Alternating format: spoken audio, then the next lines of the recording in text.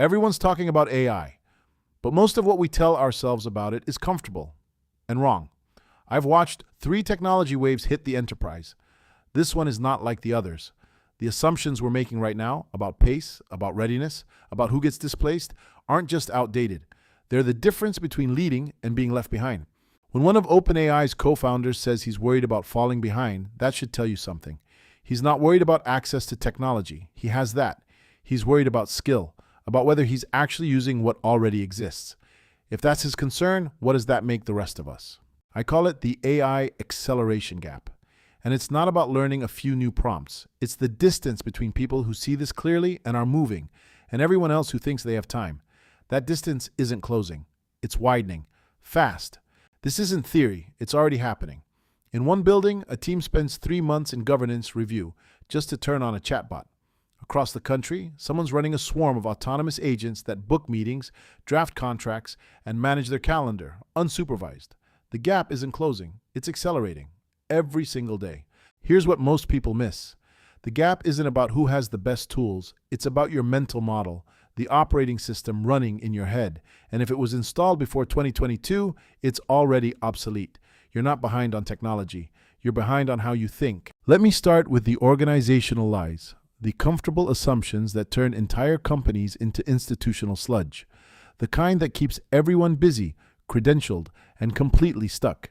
Classic corporate reflex. Powerful new technology appears, and the first instinct is to hand it to IT. That made sense for software deployment. But AI isn't infrastructure, and treating it that way is the first mistake. AI isn't a technology problem, it's a capability problem, a whole new way of doing business. The organizations that get this right put business leaders in charge of AI strategy. They define the outcomes.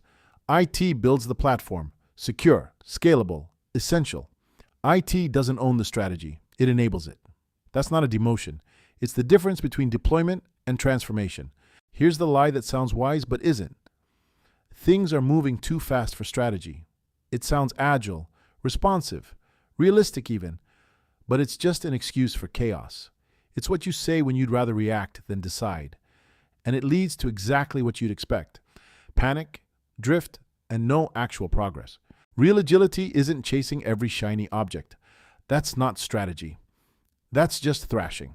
I've seen enough transformation programs to know the difference. Strategy means placing a few high-conviction bets that compound and having the discipline to say no to everything else. Otherwise, you're just confusing motion with progress, and enterprises are very good at motion. Then there's everyone's favorite, the pilot project. It feels so safe, so responsible. Let's just start small. But the pilot becomes a trophy case. It's where ambitious ideas go to get watered down, reviewed to death, and declared a success before they've changed a single thing. The whole cycle is so painfully common, it even has a name. Pilot purgatory. 9 months designing the pilot, 3 months running it, 6 months debating the results. Then someone has a breakthrough.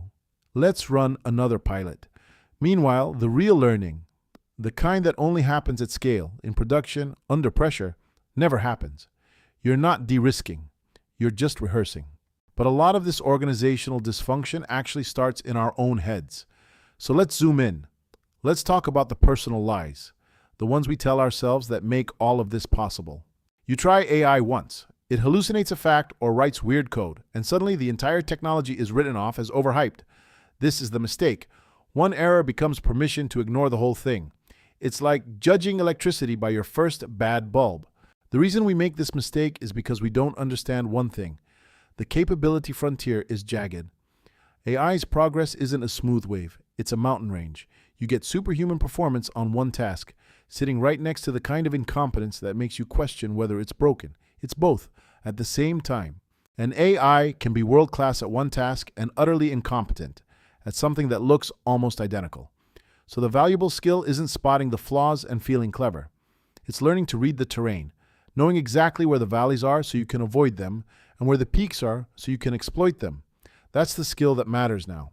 The next lie, just use AI. As if it's one thing. As if the answer is always the same. Some people treat it like a magic wand.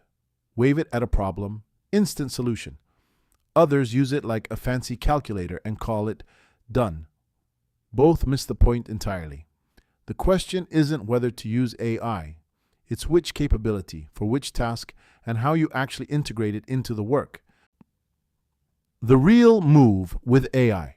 The real move? Stop thinking about using AI. Start thinking about designing a harness for it. Raw AI is like a wild horse, incredibly powerful, totally unreliable. To make it an asset, you build a system around it. Clear constraints, a way to evaluate output, a path for when it fails, and it will, and always a verification step before anything final happens. That's how you harness power safely. Now let's bring this home. Let's talk about your career, your security, because the fundamental rules we've all been playing by, they're broken. For decades, the deal was simple. Work hard, stay loyal, get security in return. But in an age built on algorithmic optimization and efficiency at all costs, that social contract isn't bending. It's gone. And pretending otherwise won't bring it back. AI doesn't care how long you've been at a company, it only recognizes outcomes. As businesses get laser focused on efficiency, the new contract is brutally simple. Your security isn't tied to loyalty anymore, it's tied to your ability to adapt. The only real safety net left is your ability to deliver unique value, to produce outcomes that literally would not happen without you. So what's the alternative? You have to consciously install a new mental map. Update the operating system running in your own head. The world changed. Your assumptions didn't. That gap is the problem, and it's yours to close. The new map is built on a few deliberate shifts. Trade the theater of agility for actual strategy. Stop calling yourself an expert. Become an orchestrator. Replace hope with harnesses. Ditch perfectionism for rapid learning loops. And stop believing loyal effort is enough. It's not about effort anymore. It's about creating visible, undeniable value that wouldn't exist without you. Here's what that actually looks like. Falling behind isn't a choice. It's what happens when you're running old mental software in a new world. The game changed. Your assumptions didn't. So here's the final question. Which of these lies is quietly shaping your decisions right now? Because the gap between seeing it and fixing it, that's the only part you control. The people who close that gap early will have an unfair advantage. Follow for more.